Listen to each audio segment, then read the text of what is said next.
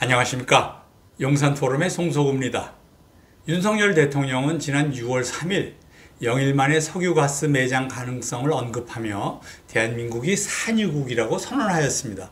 이에 대해서 이재명의 민주당은 코숨치며 윤석열 정부가 특검을 피하기 위해 꼼수를 부린다며 정부를 조롱하고 있습니다. 영일만 매장 석유 이전에 7광구를 주목할 필요가 있습니다. 1960년대 말에 UN 극동경제위원회가 그간의 탐사 결과인 에머리 보고서를 통해서 7광구에는 사우디아라비아 다음으로 엄청난 석유가 묻혀 있다고 발표하자 박정희 대통령은 1970년 1월 1일 해저광물자원개발법을 선포하고 시행령을 발표한 뒤 미국 필립스에 의뢰해서 탐사 활동을 전개했습니다. 불과 20년 전인 2004년에도 우드로 윌슨 연구소의 연구 결과 7광구에 1000억 배럴의 석유와 2000조 원 규모의 천연가스가 매장되어 있다고 보고했습니다. 2000조 원이 아니고 200조 원이죠. 7광구는 거리상으로는 제주도보다 일본과 더 가깝지만 대륙붕으로 한반도와 이어져 있어서 1974년에 체결된 한일 대륙붕 공동개발협정이 효력을 갖기 시작했던 1978년 6월 22일 당시에는 국제해양법이 대륙붕으로 연장된 국가의 우선 개발권을 인정해 주었기 때문에 한국에 유리한 상황이었습니다. 그러던 것이 1985년에 국제해양문제 판결 기준이 대륙붕 기준에서 연안에서 200캐리로 바뀌었고 7광구도 양국 연안의 중간선을 가르면 90% 이상이 일본에 포함된다는 결과가 나오자 일본은 86년에 여기 석유가 매장되어 있지 않은 것 같다며 개발 중단을 선언했고 한국 역시 독자적으로는 개발을 할 수 없게 되었습니다.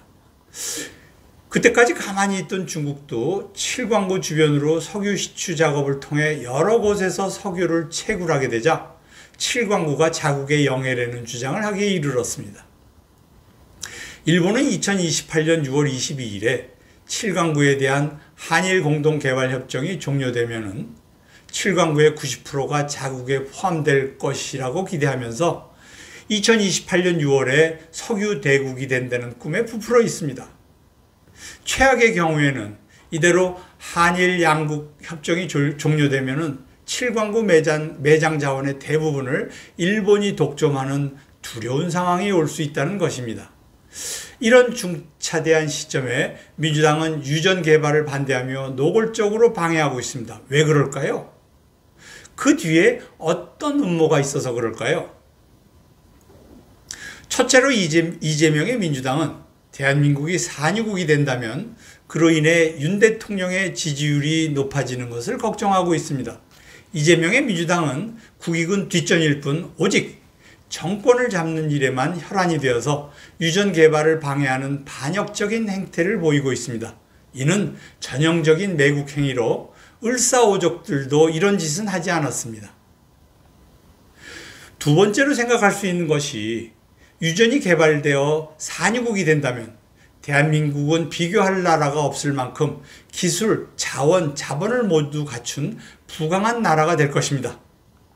민주당의 목적은 경제를 망쳐서 국민을 가난하게 만들어야 대한민국을 공산화하고 민주당이 영구 집권할 수 있다고 생각하는 것이 분명합니다. 지난 문재인 정권 내내 경제를 망가뜨리는 일에만 골몰했던 것을 보면 분명히 알 수 있습니다.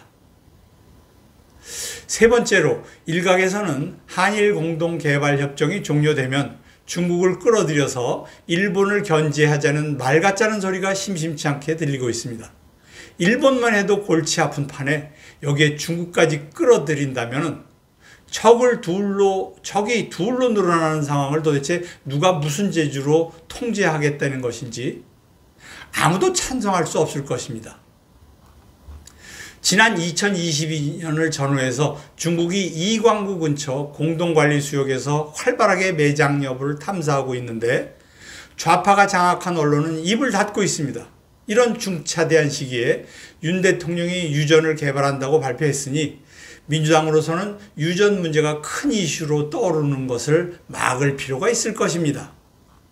민주당은 어버이 이재명 수령의 가르침대로 이념이고 뭐고 따지지 말고 그저 두 손을 맞잡고 시에시에 시에시에를 외치면 된다는 정당인데, 우리가 산유국이 된다는 것을 국민이 눈치챈다면 대한민국을 그대로 들어서 중국에 가져다 바치려는 민주당으로서는 적극적으로 산유국에 대한 소문을 덮어야만 할 것입니다. 그런데도 민주당은 말로는 죽창가를 부르면서 실질적으로는 일본의 일방적인 이익을 가져다주는 친일 행위를 하면서 나라를 망치는 일에만 골몰하고 있습니다. 이 모두가 190석이 넘는 국회의석을 가능하게 했던 4.10 부정선거에서 비롯된 일입니다. 그런데도 부정선거를 부정하는 윤 대통령과 한동훈은 도대체 무슨 생각을 하고 있을까요? 해저 매장 천연 자원 확보라는 국익을 위해서 초당적인 자세로 한 목소리를 내야 합니다. 정부는 국민에게 적극 홍보하고 더욱 합리적인 자세로 야당을 설득하면서 전문가를 동원해서 영일만뿐만이 아니라 7광구 유전 개발에 박차를 가함으로써 한국, 일본, 중국의 석유 개발 경쟁에서 우위를 잡는 전략을 전개해야 합니다. 한국이 이미 2020년에 석유 공사를 조광권자로 지정하고 일본 정부의 협상 대상자를 지정하라고 통보했음을 지적하고, 협정이 종료되기 3년 전인 2025년 6월 22일 이전에 일본에 대하여 대륙붕 공동개발에 관한 기존 협정을 성실하게 이행할 것을 요구해야 합니다.